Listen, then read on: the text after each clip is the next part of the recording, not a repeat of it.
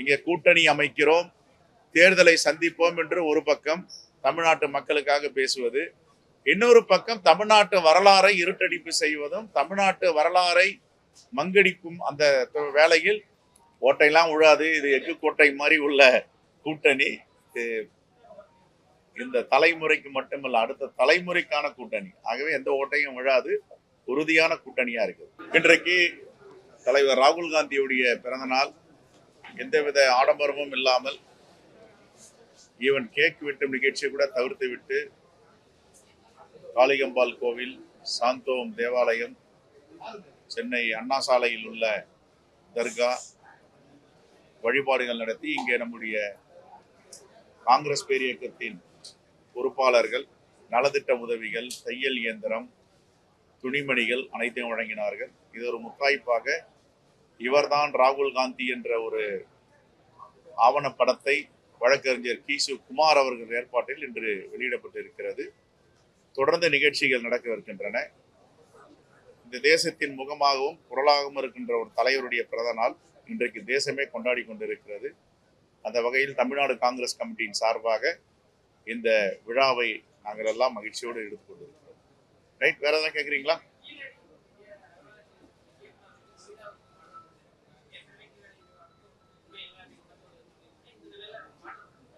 ஏற்கனவே நாங்கள் அமர்நாத் ராமகிருஷ்ணன் அவர்களை மாறுதல் செய்தது கண்டிக்கத்தக்கது என்று காங்கிரஸ் பேரியக்கத்தின் சார்பாக அறிக்கை கொடுத்திருக்கிறோம், கண்டித்திருக்கிறோம். இது பாஜக தொடர்ந்து தமிழ்நாட்டு மக்கள் மீதும், தமிழ்நாட்டின் பாரம்பரியத்தின் மீதும், தமிழ்நாட்டு மக்களுடைய வரலாற்று மீது படையெடுப்பு தொடர்ந்து நடத்தி கொண்டிருக்கிறது.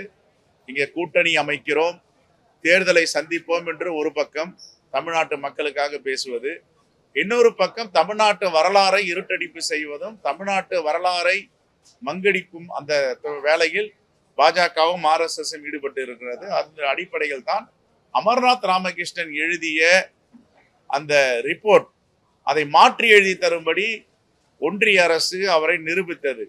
அந்த நிறுவனத்திற்கு ஆளாகாமல் அவர் என்னை யாரும் நிர்பந்திக்க முடியாது, நான் உண்மை எழுதியிருக்கிறேன் என்று அவர் பதில் கூறிவிட்டார். ஆகையால் சமஸ்கிருதம் பெரியதா தமிழ் பெரியதா என்ற போட்டியில் அவருடைய கௌரவத்தில் இப்ப பிரச்சனை ஏற்பட்டிருக்கு. ஆகவே அமர்நாத் ராமகிருஷ்ணன் தொடர்ந்து கீழடியாகட்டும், ஆதிச்சநல்லூர் ஆகட்டும், வடக்குப்பட்டு கல்வெட்டாகட்டும், எல்லாவற்றிலும் உண்மையை அறிந்து ஆராய்ந்து ஆராய்ச்சி செய்து அதனுடைய தரவுகளை எடுத்து அமெரிக்காவில் உள்ள கலிபோர்னியா பல்கலைக்கழகத்தில் கார்பன் டெஸ்ட் செய்திருக்கிறார்கள். இந்த கார்பன் டெஸ்ட் மூலமாக 3500 ஆண்டுகளுக்கு முன்பு தமிழர் நாகரிகம் மிகப்பெரிய நாகரிகமா இருந்திருக்கிறது என்று சான்றிதழ் வழங்கியிருக்கிறார். அதை தான் பொருணை நாகரிகம் என்று சட்டப்பேரவையில மாண்பு முதலமைச்சர் அறிவித்தார். இதை தாங்கிக் கொள்ள முடியாத பாஜக RSS தமிழ்நாட்டுடைய வரலாறை மறைப்பதற்கும் இந்த தவறுகளை தொடர்ந்து செய்து வருகிறது. இதை வன்மையாக கண்டிக்கிறோம். இவர்கள் 2026 எந்த முகத்தை வைத்து தமிழ்நாட்டு மக்களிடம் வாக்கு சேகரிக்க போகிறார்கள் என்பதற்கு இது ஒரு முன்னுதாரணம்.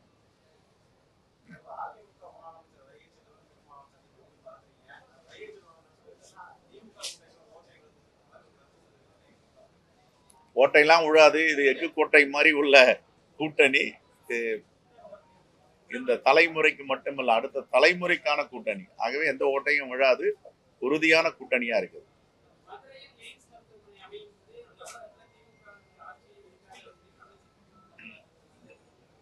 அவங்க தொடர்ந்து மதுரையில எய்ம்ஸ் ஹாஸ்பிட்டல் ஏறக்குறைய 11 ஆண்டுகளா ஏமாற்றிட்டு வராங்க.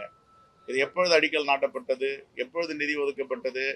வட மாநிலங்களில் இருக்கின்ற எய்ம்ஸ் புதிய மருத்துவமனைக்கெல்லாம் ஒன்றிய அரசுடைய இந்தியாவுடைய நிதி. மதுரையில் கட்டப்பட்ட எய்ம்ஸ் மருத்துவமனைக்கு மட்டும் ஜப்பானில் உள்ள ஜப்பனீஸ் இன்வெஸ்ட்மெண்ட் கடத்தை வாங்கி இதுல பண்றாங்க. இதுல இருந்து தமிழ்நாட்டு மக்களை எவ்வளவு ஓரவஞ்சனையோடு பாஜக அரசு பார்க்கிறது என்பதற்கு ஒரு முன்னுதாரணம்.